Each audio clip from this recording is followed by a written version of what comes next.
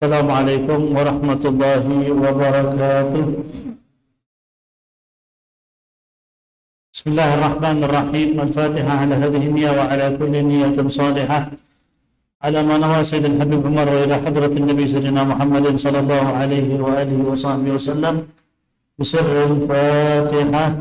A'udzu billahi minasy syaithanir rajim. Bismillahirrahmanirrahim. Alhamdulillahi rabbil alamin arrahmanir rahim maliki yaumiddin. Iyyaka na'budu wa iyyaka nasta'in. Ihdinas siratal mustaqim. Siratal ladzina an'amta 'alaihim ghairil maghdubi 'alaihim waladdallin. Amin. Bismillah walhamdulillah wassalatu wassalamu ala sayyidina Rasulillah sayyidina Muhammad ibn Abdullah wa ala alihi wa sahbihi wa man walah wa la hawla wa la quwwata illa billah. Nawayna ta'alluma wa ta'lim wa naf'a wal intifa' wa tadhakura wa tadhkir wal ifada wal istifadah wal hath ala tamassuki bi kitabillah wa sunnati rasulih wa da'watu ila al-huda dalalatu ala al-khayr ibtigha wajhillahi wa mardatihi wa qurbihi wa thawabihi min Allah ta'ala.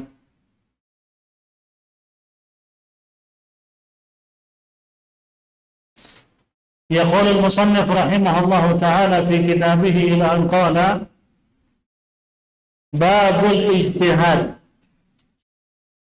Al-ijtihadu badlul majhudi fi tahsilil maqsudi wa yuradifuhu at-taharri wat-tawakhi. Mithaluhu an yashtabiha alayhi ma'ani ahaduhuma tahirun wal akhiru mutanajjisun aw thawbani aw inaani aw makanani fayajtahidu fi ma'rifati at-tahiri minhuma. Nah, di sini kita akan masuk ke bab yang berkaitan dengan ijtihad. Bukan ijtihad maksudnya menjadi mujtahid ya. Mujtahid mutlak itu seperti Imam Syafi'i, itu adalah ijtihadnya ulama yang menguasai seluruh ilmu yang diperlukan, seperti ilmu bahasa, ilmu nahwu, ilmu saraf, ilmu balaghah, ilmu mantiq, dan macam-macam ilmu yang harus dikuasai supaya bisa mengerti Al-Quran dan Sunnah dengan sebaik-baiknya, sehingga dia bisa mengeluarkan sebuah pendapat yang disebut dengan ijtihad. Ini kelasnya mujtahid mutlak. Kelasnya siapa? Kelas Imam Syafi'i. Kalau kita zaman sekarang cukup menjadi mukallid, cukup menjadi orang yang mengikuti ulama terdahulu, disebutnya mukallid. Apa arti mukallid? Ngikutin yang terdahulu. Ada ulama Syafi'iyah, kita ikutin karena mazhab kita Syafi'i. Nggak usah menyampaikan sesuatu itu berdasarkan Quran hadis dengan sendiri, karena ulama-ulama dulu juga menyampaikan segala sesuatu sudah pasti dari Al-Quran dan cukup kita ngikutin ulama, itu sama dengan kita mengikuti Al-Quran dan hadis ya. Maksudnya di sini ijtihad ini masalah dalam urusan ibadah, urusan bersuci. Diantaranya ketika terjadi ada dua pilihan antara A dan B, dan kita bingung mana yang harus kita pilih nih. Seperti ada yang najis, ada yang suci. Yang mana yang najis, yang mana yang suci? Nah, di situ ada yang disebut dengan ijtihad.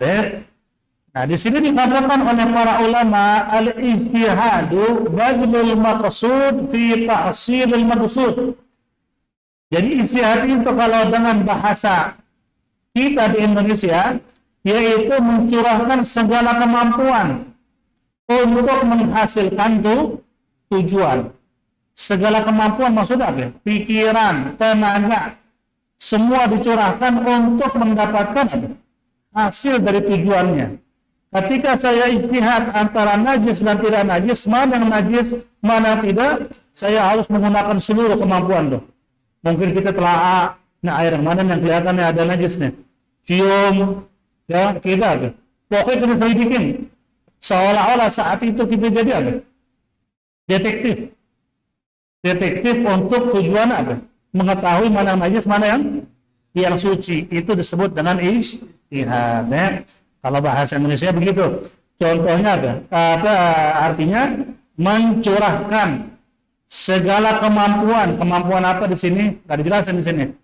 Kemampuan pikiran maupun tenaga. Untuk apa? Untuk menghasilkan tujuan. Tujuan Anda ijtihad apa? Supaya saya tahu mana yang najis, mana yang tidak najis. Ya udah, kemampuan Anda dalam berpikir, penciuman, penglihatan, gunain semua. Sehingga nanti akan hasil apa? Akan muncul hasilnya. Itu disebut dengan ijtihad. Ya. Nah, di sini dikatakan wa yuradifuhu, ada kata lain selain ijtihad, artinya ijtihad juga. Apa itu? At-taharri wat tawakhi, itu sama aja. Kalau ada orang bilang ijtihad atau taharri atau tawakhi, itu satu kesatuan, arti ijtihad juga. Nggak apa-apa ditulis sebagai tambahan ya. At-taharri dan at-tawakhi, itu artinya juga ijtihad. Mithaluhu, nah di sini kasih tahu contohnya, gimana saya mau ijtihad, apa contoh saya ijtihad, sedangkan saya bukan mujtahid. Saya bilang di sini ijtihadnya bukan maksudnya menjadi mujtahid mutlak. Di sini ijtihad masalah ubudiyah, masalah peribadatan. Ketika kita ragu antara dua hal, mana yang benar, mana yang salah, mana yang najis, mana yang tidak najis, di situ kita harus ijtihad. Contohnya, wa mithaluhu, contohnya yaitu liyajtabiha alaihi ma'an. Contoh seperti orang itu ragu antara dua air, mana yang suci, mana yang mutanajis. Anda udah pernah kasih tahu apa bedanya najis dan mutanajis? Bedanya apa? Bedanya apa najis dan mutanajis? Berkali-kali kita bahas. Anda ngajar dari 2002. Dan masalah ini berkali-kali kita ulang. Setiap hari Selasa. Masih bengong juga, nggak tahu dah. Kebanyakan mikirin dunia sih. Akhirat nggak masuk juga otak. Apa perbedaan antara najis dan mutanajis? Najis itu sesuatu yang asalnya kan? Najis, contohnya apa? Air kencing atau roth. Apa itu roth? Kotoran. Itu disebut apa? Najis. Kalau mutanajis yaitu sesuatu benda atau sesuatu apa? Barang yang aslinya suci, cuma terkena apa? Najis, disebutnya mutanajis. Contoh, baju. Ketika ada najisnya, baju disebutnya najis atau mutanajis? Mutanajis. Sesuatu yang suci terkena najis. Maka di sini bilang, contoh orang ijtihad, dia itu bingung. Ada air suci, ada air mutanajis. Artinya kan airnya sebenarnya bersih, cuman kena najis. Disebut apa? Mutanajis. Dia bingung, mana yang najis, mana yang bukan, mana yang mutanajis, mana yang suci. Nah, di situ dia harus ijtihad. Atau dia ragu tentang dua pakaian, mana yang najis, mana yang kagak. Dia tahu nih, punya baju dua-duanya warnanya kuning. Dan dia tahu salah satu bajunya sempat kena najis. Karena dia diemin, dia bingung mana yang najis, mana kagaknya. Jadi samar-samar. Mana yang suci, mana yang terkena najis. Nah, di situ dia ijtihad. Atau dua wadah. Dia punya dua wadah. Sama bentuknya.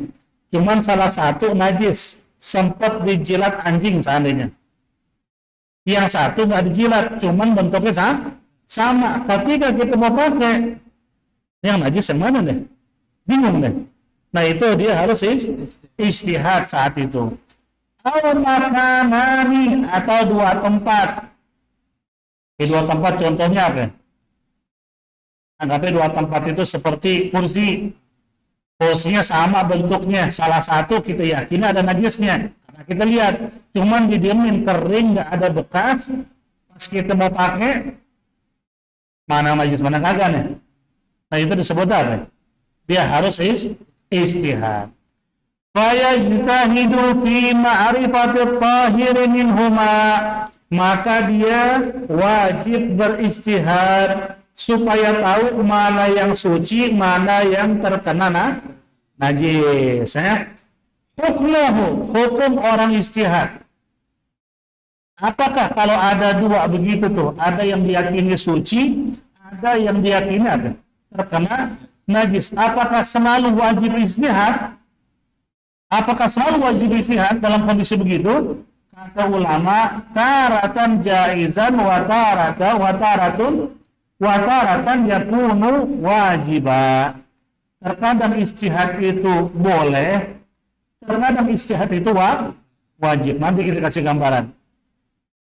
Gimana, kapan saya harus istihad, kapan saya boleh istihad. Artinya kalau nggak istihad pun apa? Nggak masalah. Itu disebut boleh. Kapan saya boleh istihad, kapan saya wajib istihad. Di sini kita kasih penjelasannya. Mu'allif kitab mulai membahas tentang syarat bolehnya ijtihad. Bukan wajib istihad ya. Boleh istihad. Artinya kalau dia nggak istihad nggak masalah. Cuman kalau dia istihad boleh. Kapan dikatakan istihad itu boleh, tidak wajib? Ada beberapa syarat, 4 syarat. Syarat yang pertama, an yakuna indahu ma'un aw nahuhu tahirun biyaqinin ay ghairu mustabihin fihima, wa amma idza lam yakun indahu fayajibul ijtihad. Yang pertama, syarat pertama boleh istihad, yaitu apa? Adanya air sejenisnya yang suci dengan yakin, selain yang diragukan. Maksudnya gimana? Gini, ente punya air bersih, yakin bersih nih, ada masalah nih. Ada satu lagi air diragukan najis atau tidak. Saat itu wajib istihad nggak? Logikanya tinggal pakai aja bersih ya, karena bersih udah tahu. Cuman saat itu boleh istihad nggak dia? Boleh. Cuman nggak wajib. Kenapa nggak wajib? Karena kan sudah jelas yang satu apa? Dia tahu yang ini nih suci, dia tahu. Cuman yang satu masih diragukan tentang sucinya atau najisnya. Saat itu dia boleh istihad, tapi kagak wajib. Artinya kalau dia pakai yang benar-benar suci, sah. Yang cuma diragukan juga ada sah, karena dia nggak yakin yang satu ada najis, cuman dia ragu najis atau tidak ya.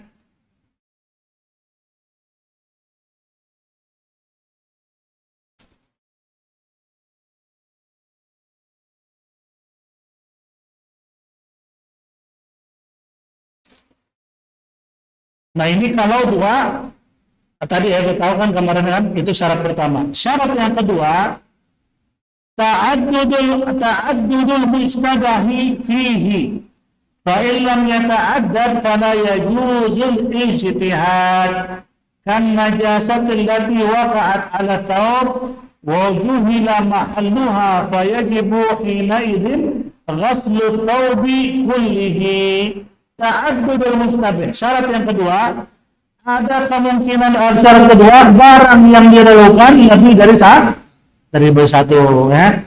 Dia boleh istihad kalau barang yang diragukan itu lebih dari satu. Maksudnya gimana? Dia bingung nih, mana yang suci, mana yang najis, tapi barangnya lebih dari satu. Di situ dia istihad. Barangnya cuma satu. Dan dia di situ tahu ada najisnya, cuma dia bingung. Nih najisnya masih ada, kagak, nggak bisa istihad lagi kalau begitu mah. Kayak baju, ente ragu baju ente yang pakai nih terkena najis, tapi ente bingung najisnya di lengan apa di kerah. Lupa dia. Ini gimana nih? Istihad nggak? Nggak perlu istihad. Yang harus dilakukan apa? Cuci semuanya.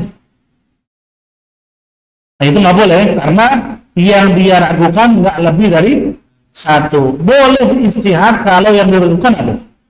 Lebih dari satu, 2, 3, 4. Nanti di situ apa? Baru dia istihad. Kayak tadi baju ada 2, satu terkena najis, satu apa? Kagak. Tapi dia bingung yang mana yang kena, mana enggak. Nah dia istihad karena ada 2 pilihan.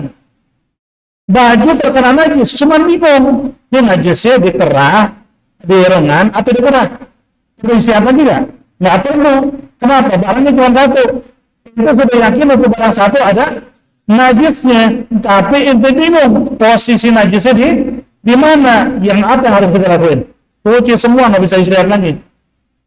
Orang bukan ada 2 pilihan, pilihannya cuma ada, cuman satu. Ya, itulah umat Islam. Kalau zaman Bani Israel, kalau ada baju kena najis itu nggak bisa dicuci, dipotong. Kalau dari saya ya, kena najis tuh kena najis dipotong. Terus diapain yang bolong? Diambil. Cuman umat Nabi Muhammad SAW dikasih keringanan begitu banyak. Di antaranya kalau terkena najis di pakaian dihukum cuci, kurang baik apa itu Allah tuh. Coba kalau semua hukum masih begitu, kena najis baju ambil. Yang najis aja, potong. Wah kita pakai baju apa? Warna-warni, tampilan semua. Nah itu yang kedua. Yang ketiga,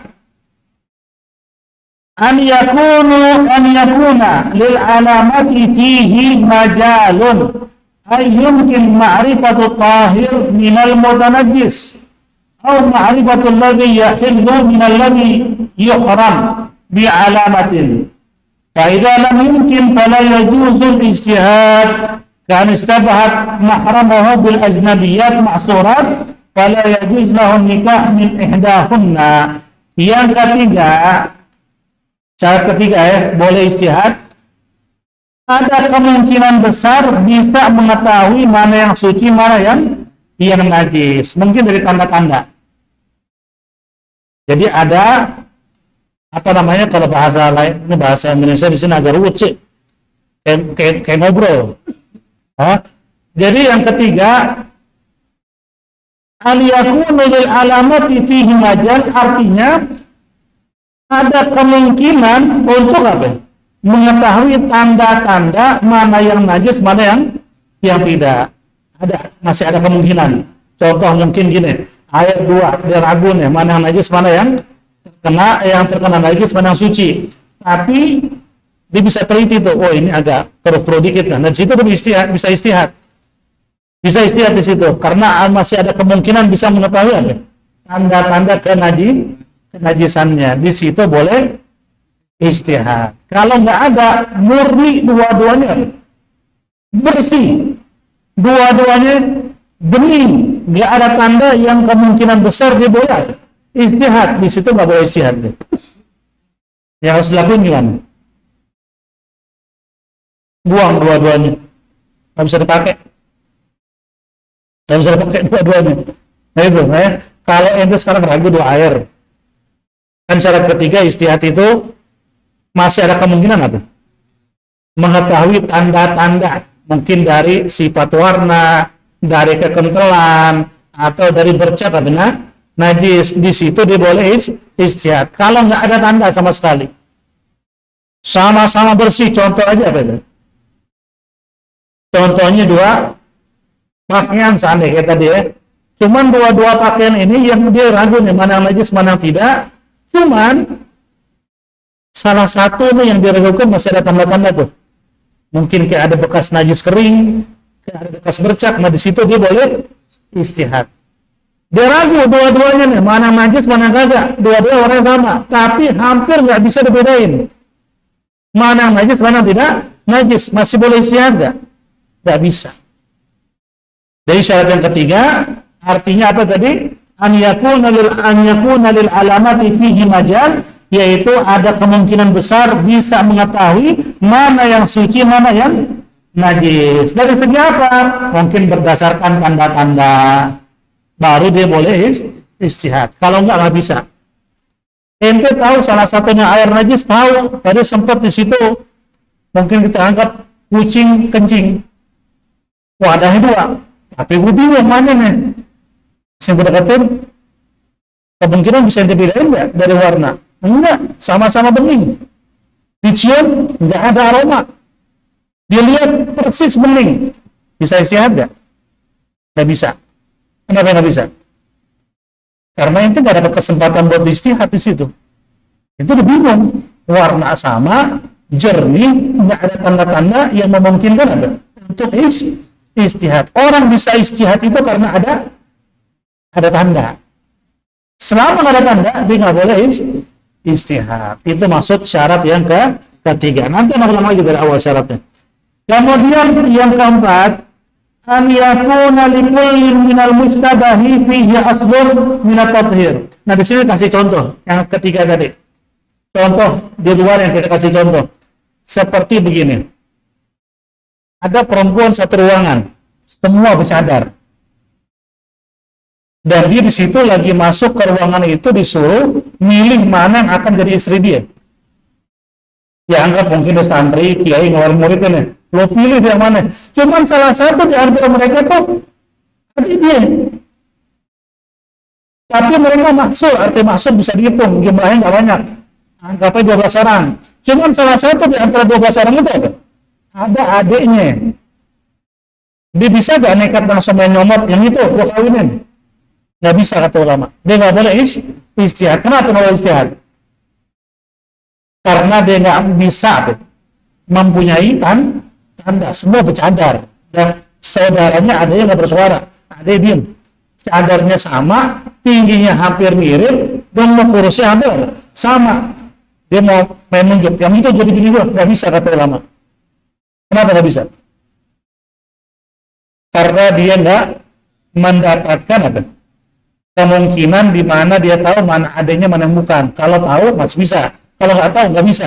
Bisa jadi pasti tunjuk yang ditunjuk adiknya, itu nggak boleh ya. Ya mungkin di sini adik mungkin bukan adik yang dikenal.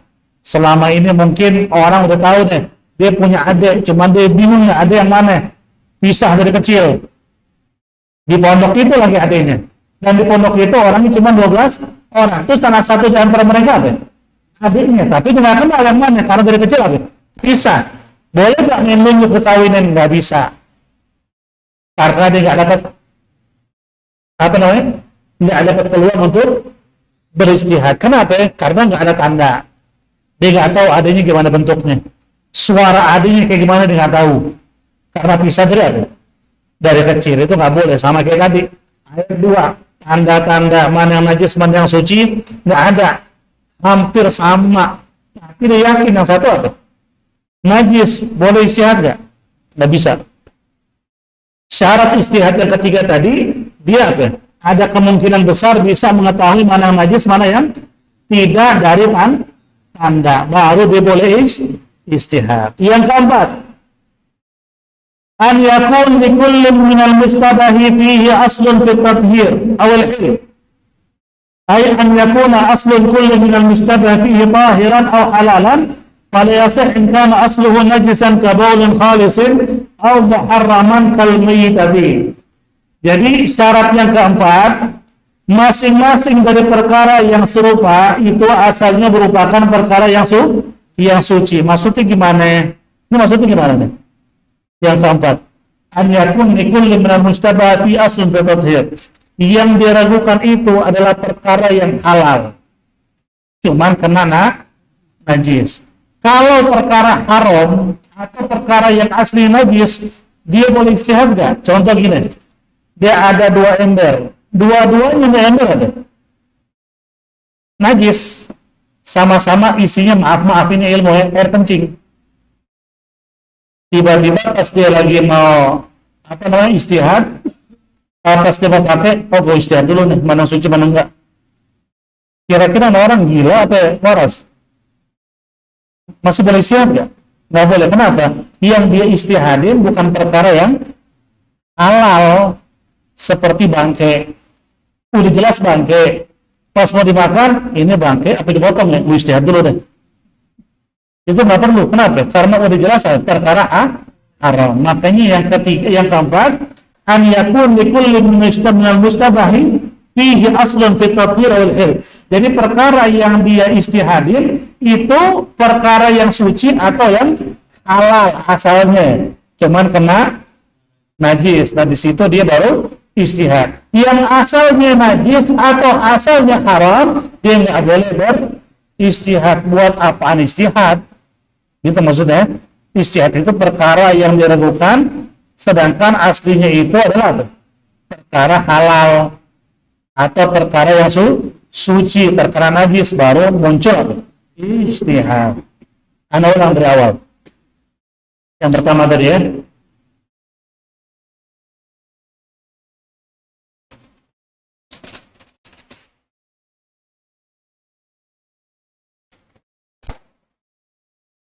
Kita ulang dari awal.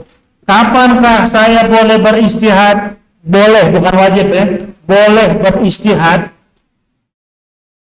Syaratnya ada 4 kata ulama. Anda boleh beristihad. Syarat yang pertama, an yakuna indahu ma'un aw nahuhu tahiran biyaqinin ay ghairal mustabaha fihi ma' wa amma idza lam yakun indahu fayajibul ijtihad. Syarat pertama adalah apa tadi? Dia memiliki air yang sejenis yang yakin itu suci. Yang satu lagi diragukan, baru dia boleh ijtihad. Ada satu suci, ada satu diragukan. Nah itu boleh dia ijtihad. Maksudnya ijtihad di sini apa?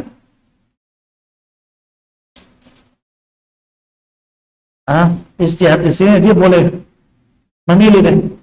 Ini mana yang suci, mana yang kagak nih. Dia boleh istihad. Kenapa? Karena salah satu diyakini suci. Kalau seandainya nggak mau istihad, dia yakin satu suci, yang satu diragukan suci atau najis. Dia main pakai aja, boleh nggak? Boleh nggak? Boleh. Kenapa boleh? Karena kan boleh dia istihad, bukan wajib. Jadi ada 2 pilihan. Yang satu diyakini suci, yang satu diragukan. Tapi dia bingung nih, mana yang suci, mana yang diragukan. Bukan mana yang najis ya, mana yang diragukan. Ada satu suci, satu diragukan. Gue pakai yang mana aja deh. Boleh nggak? Boleh. Kenapa boleh? Kenapa boleh di sini? Karena apa? Karena di sini istihadnya bukan wajib. Itu syarat pertama. Jadi syarat pertama kesimpulannya apa? Yaitu dia memiliki atau dia meyakini salah satu air yang salah satunya suci yakin, yang satu baru diragukan sih. Tapi dibingung nih, mana yang suci beneran, mana yang diragukan. Dia boleh pakai langsung, dia juga boleh istihad. Itu syarat pertama. Syarat kedua, ta'addudul mustabaha fi, yang diragukan harus lebih dari satu. Kalau nggak lebih dari satu, kagak sah. Contoh apa ya? Paling gampang pakaian tadi. Saya mau istihad, kenapa? Saya punya pakaian. Kenapa tuh pakaian? Ada najisnya. Berapa pakaiannya? Cuma satu. Najisnya di mana? Nah itu gue bingung tuh, di lengan apa di kerannya. Cuma itu doang yang najis, yang lain sih suci. Boleh nggak istihad? Nggak bisa. Yang harus lakukan apa? Cuci semua. Istihad itu muncul ketika dia ada 2 pilihan. Yang satu terkena najis, yang satu suci, atau yang satu dia ragukan, yang satu suci. Harus lebih dari satu, baru dia istihad. Syarat ketiga, an yakun lil alamat fihi majalun. Apa tadi artinya? Ada kemungkinan besar bisa mengetahui mana yang suci, mana yang najis dari tanda-tandanya. Kalau nggak bisa ketahuan saking mirip antara yang suci dan yang najis, jadi mana suci, mana yang najis ya. Jadi apa namanya, dia saking miripnya hampir bingung. Nih air yang kena suci, najis mana, yang suci mana nih? Mirip banget udah. Kagak ada kesempatan untuk apa? Beristihad. Boleh istihad nggak? Nggak bisa. Dia boleh istihad ketika ada kemungkinan apa? Mengetahui mana yang najis, mana yang tidak, karena ada tanda-tandanya. Baru dia beristihad. Contoh gini, Anda mau wudu, ada 2 ember. Yang satu ada najis, yang satu suci. Tapi Anda bingung. Mana yang kena najis, mana yang suci. Cuman pas Anda lihat, yang satu agak keruh. Warnanya agak kuning. Aromanya kurang apa? Kurang sedap. Nah, di situ dia istihad. Muncul istihad. Oh, gue yakin ini yang najis nih. Karena beda dengan yang satu. Nah, di situ dia boleh istihad. Karena ada tanda. Kalau nggak ada tanda, nggak bisa istihad. Dua-duanya jernih. Dua-duanya nggak ada bau. Gue istihad dulu deh. Kasyaf gitu. Panggil jin dari mana? Kagak, nggak bisa. Kalau kayak gitu ada, kagak bisa istihad. Kemudian yang keempat, an yakuna li kulli minal mustabah fihi aslun fi tadhhir awal hil. Jadi syarat yang keempat yang diistihadkan tadi adalah perkara yang halal atau perkara yang suci. Perkara suci kena najis atau perkara halal tapi dia ragukan, boleh dia istihad. Maksudnya apa kebalikannya? Kalau perkara yang diistihadin itu perkara yang najis, 2 ember isi air kencing. Karena mau wudu, padahal kita tahu air kencing nih. Istihad dulu deh, mana yang air kencing, mana yang air. Karena kita tahu dua-duanya najis, boleh nggak istihad? Nggak bisa. Karena ketahuan dua-duanya karena najis. Atau ada daging 2/4 nih, 2/8. Dan kita tahu itu sama-sama daging babi sebenarnya. Kita tahu daging babi. Pas kita lagi lapar, mau masak, mau bikin gulai, bingung kita nih. Masak daging apa ya? Oh, itu ada 2/8 tuh. Kalau dari awal kita tahu itu daging babi. Taruh dulu istihad nih. Kemungkinan yang satu sapi kayaknya. Bisa istihad begitu? Nggak bisa. Karena yang sedang diistihadin ada. Bukan perkara yang halal. Yang diistihadin bukan perkara yang suci kayak air kencing tadi. Kalau suci terkena najis atau dibingung mana yang daging babi, mana yang daging sapi, baru dia muncul istihad. Kalau jelas dua-duanya najis, dua-duanya haram, boleh istihad ya? Boleh. Itu maksud dari syarat yang keempat.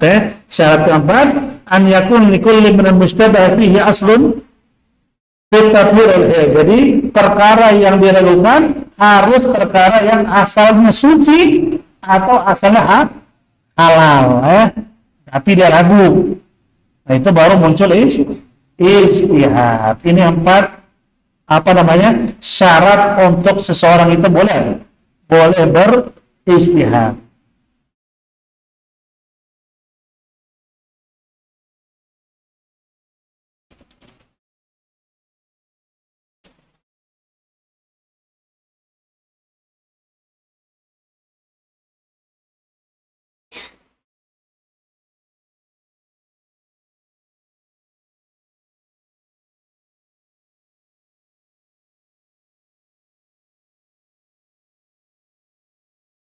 Wallahu a'lam bishawab. Sampai sini dulu.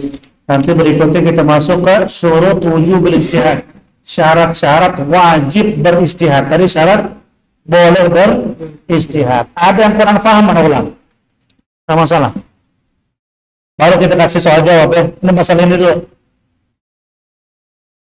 Jadi kalau yang ditanya sama orang, ini ada 2 perkara yang dilakukan. Yang satu najis, yang satu suci. Wajib istihad atau tidak? Nah, di sini kita lihat syarat ini.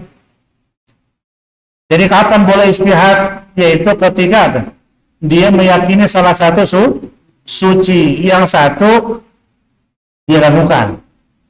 Itu boleh istihad. Kedua, yang diistihadin apa? Harus lebih dari 1. Ketiga, harus apa? Yang mustahid tadi, yang istihad, dia memiliki apa? Memiliki kesempatan untuk mengetahui tanda-tanda. mungkin dari warna atau apa ya. Selama nggak bisa, dia nggak boleh istihad. Yang keempat, an yakun likullin minal mustabahi fihi aslun fit tathhir. Jadi antara dua perkara yang diistihadin harus suci atau halal. Kalau dua-duanya najis atau dua-duanya haram, itu kagak boleh istihad. Paham kan? Ini masalah boleh atau tidak, bukan masalah wajib. Artinya dalam 4 syarat ini, jika ada orang main langsung apa? Pakai atau air, pakai atau pakaian tanpa istihad, boleh. Istihad juga boleh, gitu maksudnya. Nanti gambaran lebih luasnya kita bahas di pembahasan berikutnya. Ini poin awalnya dulu. Tapi apa-apa, nanti di pertemuan akan datang, Anda ulang lagi biar lebih jelas lagi. Anda bawa contoh-contohnya dari kitab yang lain. Ya, mungkin kita bawa dari kitab Misrul Karim atau yang lain, contoh-contoh yang lebih mudah untuk dipahami. Soal maksudnya gimana istihad itu boleh. Yang penting yang ente tulis, ente pahami dulu. Anda ulang lagi, baru kita masuk ke syarat wajibnya istihad. Ya. Ini pokoknya istihad ini masalah 2 pakaian, 2 wadah, 2 air. Itu lebih sering begitu. Ada 1 najis, ada 1 suci. Yang satu diragukan, yang satu tidak diragukan. Itu muncul istihad. Kadang wajib, kadang boleh istihad. Ya. Nanti kita bahas lagi. Anda ulang lagi, nggak apa-apa nanti. Ada yang bertanya apa dulu? Ada pertanyaan, silahkan.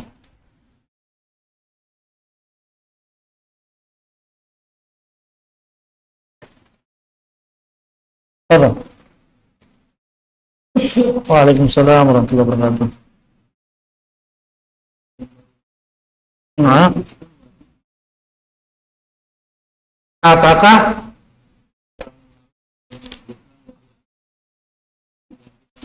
enggak wajib? Sebaiknya semua yang berkaitan dengan kekufurannya dirubah, termasuk nama. Sunnah juga dipotong rambut. Jadi apapun yang berlekat kepadanya dan tubuhnya itu dari masa kekufuran itu dihilangkan, itu disunnahkan. Sebaiknya yang wajib itu dia adalah sunat, ya.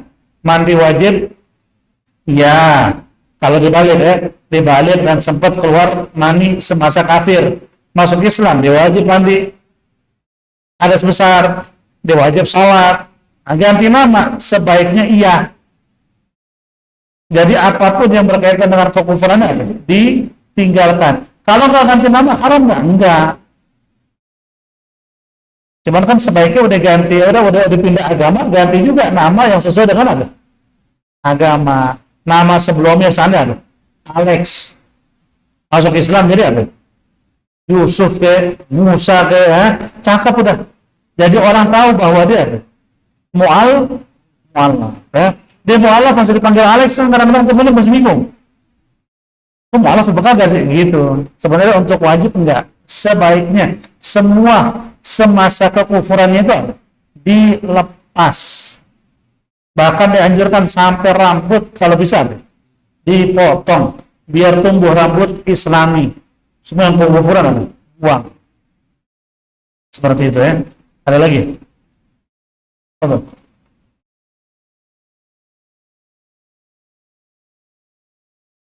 Di mana nih? Di meja.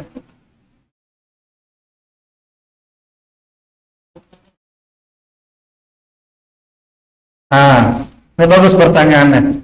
Di atas meja ada teh cicak. Kita sempat lap, pakai lap kering sampai hilang bekasnya. Itu kan cara bersihin lantai atau benda apapun terkena najis itu paling gampang gitu. Hilangin bekasnya jadi najis hukmiyah. Itu cara paling gampang gitu. Itu sekarang punya anak, maaf, buang kotoran, kencing, ajarin ke bini cara bersihnya gimana, keringin pakai tisu lah paling gampang lah, keringin bekas kencingnya sampai benar-benar keset, sampai nggak kecium, sampai nggak ada bekasnya. Nah itu lantai yang kena tadi kencing disebut najis hukmiyah. Apa yang harus dilakuin? Cukup ente genangin air di atasnya. Kalau begitu tuh udah kelar, ambil air pakai tangan genangin di atasnya, ratain, udah bersih. Terus airnya najis enggak? Dan genangin tadi, enggak, suci. Itu caranya. Jangan kalau ada kotoran anak atau kencing anak dilap sampai kering, langsung dipel pakai super pel, nggak boleh. Najisnya kemana-mana tuh. Karena dia harus pakai air bersih dulu. Jadi habis dikeringin, genangin air bersih, ratain, udah bersih. Sekarang baru pakai apa? Super pel, kayak baygon, kayak racun, kayak terserah itu deh. Pokoknya awalnya harus pakai apa? Pakai air biasa. Nah sekarang pertanyaannya, Anda sudah lap, apa deh? Satu contohnya sama di apa namanya di ruangan tamu, anak kencing, kita lap, belum sempat dikenangin air, pas mau dikenangin air, di mana lagi tadi kencing itu? Di apa namanya? Di ubin yang ketiga, apa yang kelima? Lupa gue deh, lupa dia udah. Apa yang harus lakuin kalau begitu? Dia harus genangin air sepanjang daerah situ. Anggap ngambil sampai 5 apa? 5 lantai. Karena dia tahu posisinya. Cuman lupa apa?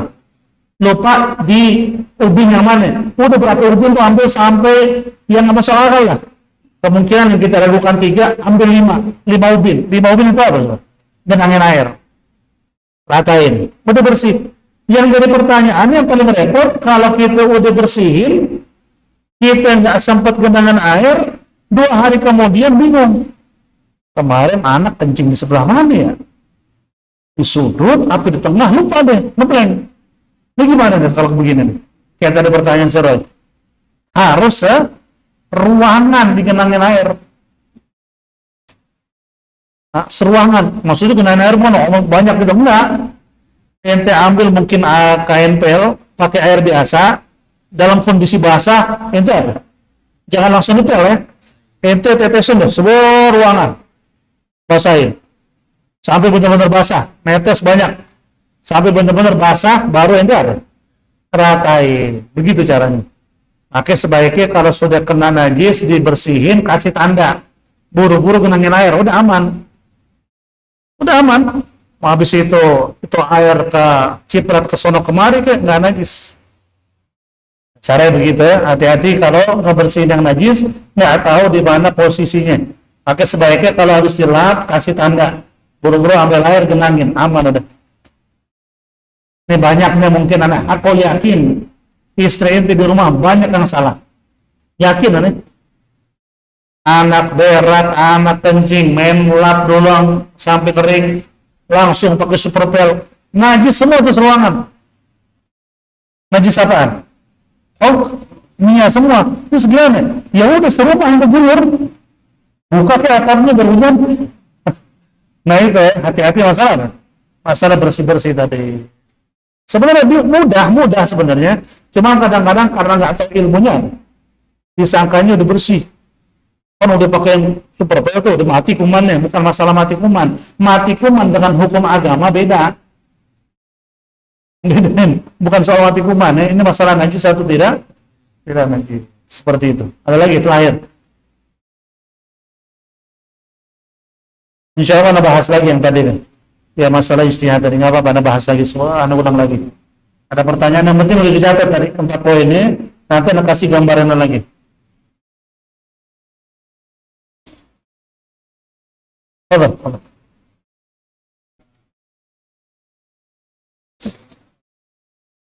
Nah, gimana kalau najisnya di kasur? Sama hukumnya, nggak ada bedanya. Sama hukumnya, cuman kan kasur repot. Kita bersihin atasnya sampai kering. Sekarang kalau kita netesin apa? Dia masuk ke dalam. Intinya ente sudah bersihin bagian atas, bagian dalam bukan urusan ente. Karena ente nggak pakai kasur buat sholat, buat tidur kan? Yang penting bagian atas yang kena badan kita ada. Bersih. Di dalamnya pasti kan kencing, namanya kencing masuk ke dalam kan? Bukan urusan kita masuk ke dalam-dalam. Yang penting bagian atasnya ente bersihin sampai benar-benar kering, nggak ada aroma, ente ada genangin air. Lap lagi. Oh tapi kan najis ke bawah-bawah, ya udah pakai, jangan dipakai dulu sampai kering. Udah kering kita pakai. Ente kan kena bagian atas doang, nggak kena bagian apa? Dalamnya, itu udah aman. Itu udah aman. Makanya sebaiknya itu emang kalau masih punya anak kecil yang namanya kasur, dikasih apa? Perlak. Nggak ada perlak, ente kasih apa? Plastik kayak ente beli, apa namanya itu? Hah? Karpet kayak apa kayak? Atau ente punya anak yang itu gulung-gulung. Biar kagak najis. Nah itu perlu ya, hati-hati. Jangan nyepelehin najis. Bagi kadang-kadang kan suka ibu-ibu tuh karena punya anak, oh nggak peduli dah. Kalau anak pas kencing kemana-mana sambil diangkat, netes kemana-mana, udah lap aja lap.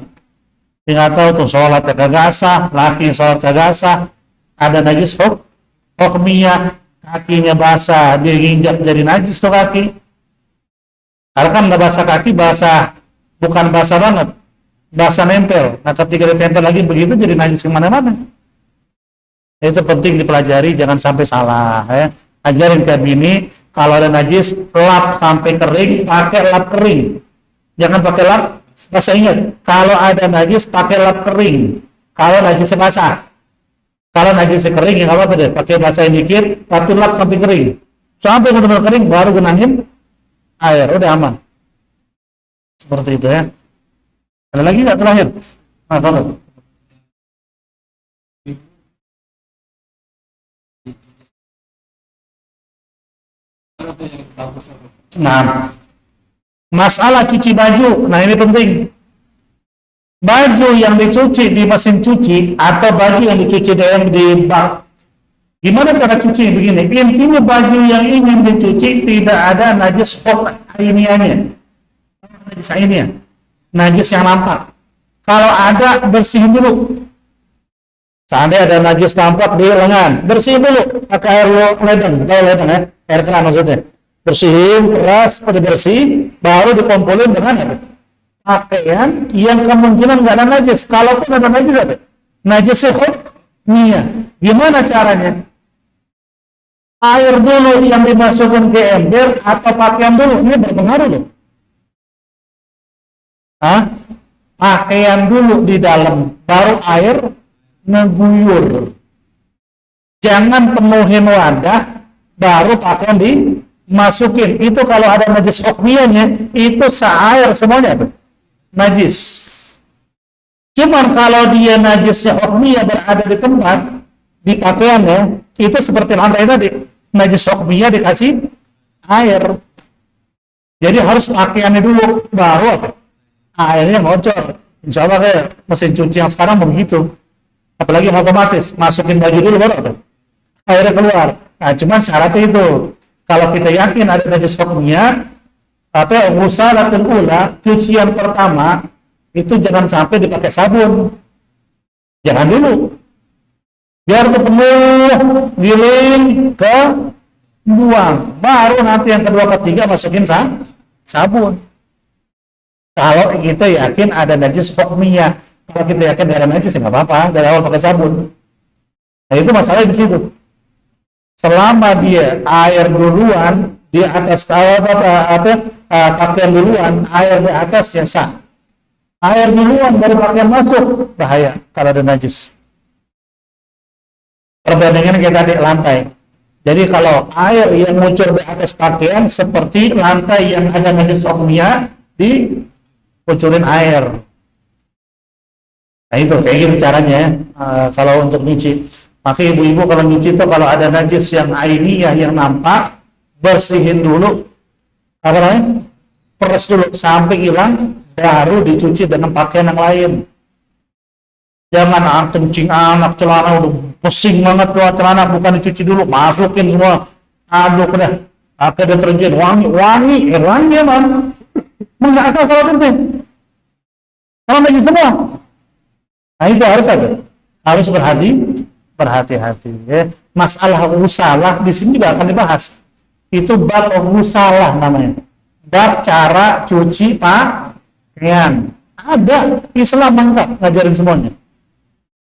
Jangan kenapa, cuci pakaian diajarin, cebok diajarin, semuanya diajarin. Bahkan cara ente jongkok buang air diajarin, itu Islam. Lengkap semuanya. Dan secara ilmiah ikan. Subhanallah. Salah satu atau secara ilmiah dibuktikan, siwak yang Anda bilang.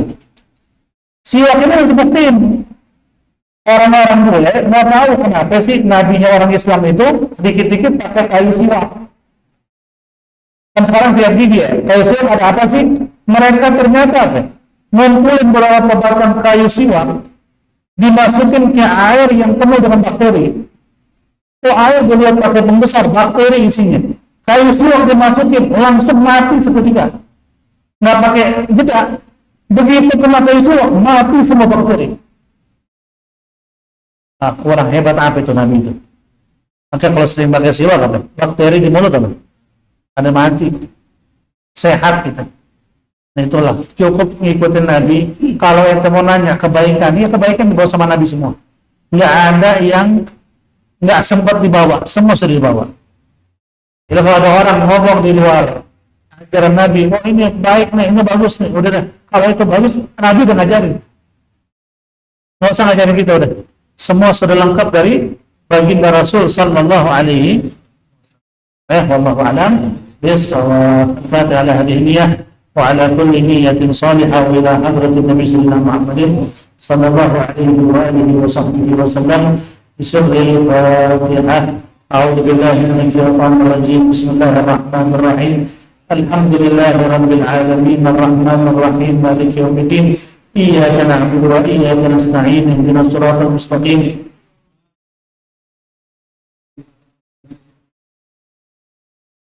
اللهم بحق الفاتحة وسر الفاتحة بكرمة الفاتحة يا فارج الهم يا كاشف الغم يا من لعبده يغفر ويرحم بفضل سبحان ربك رب العزة عما يصفون وسلام على المرسلين والحمد لله رب العالمين.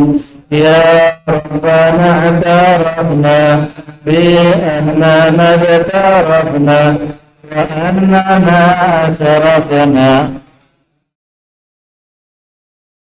فتب علينا توبة تغسل لكل واستر لنا العورات وآمن الروعات واغفر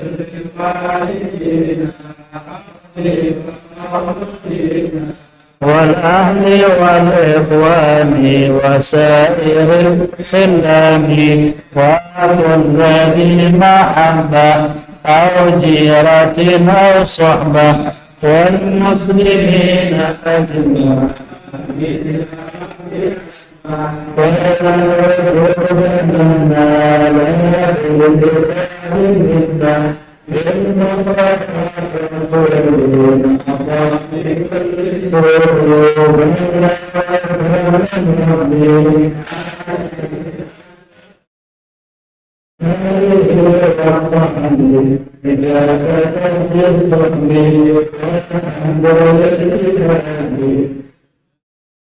Assalamualaikum warahmatullahi wabarakatuh.